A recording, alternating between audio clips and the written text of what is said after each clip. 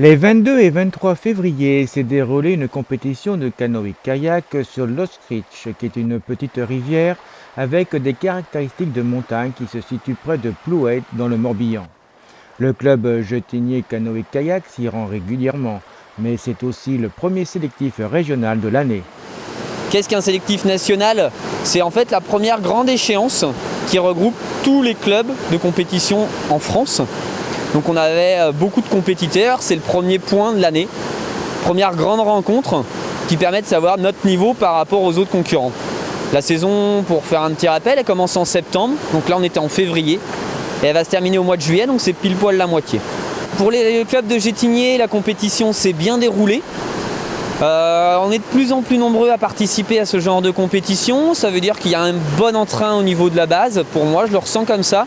Du plaisir à naviguer, du plaisir à s'entraîner, à venir progresser.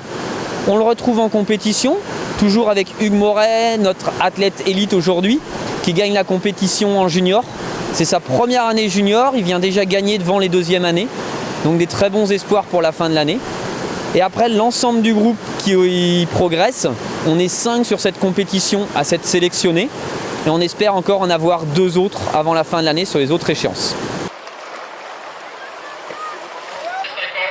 Je suis satisfait, voilà, donc j'ai gagné avec une petite avance, c'est confortable. Ça permet de me dire que la préparation hivernale est bonne. Et voilà, et le score c'est rendez-vous incontournable, c'est comme la moine. Voilà, on vient là quasiment tous les ans pour évaluer un petit peu le travail effectué en début d'année. Et donc voilà, là, il s'avère que c'est positif, il faut continuer. Je jette toujours un petit regard dans le rétroviseur pour surveiller Hugues. Regardez où il est, ça va, il est pas trop proche, ça va, j'arrive à le tenir à distance, mais bon, combien de temps ça va durer, on ne sait pas. Voilà, et le Scorf, une rivière mythique du Grand Ouest.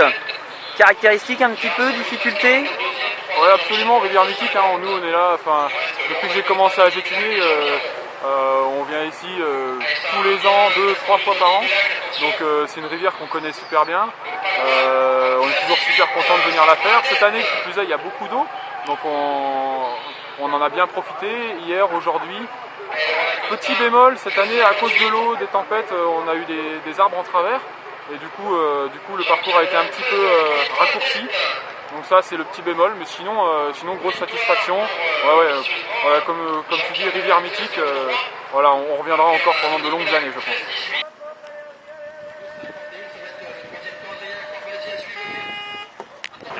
Vu que c'est la première revue de l'année, c'était un peu difficile.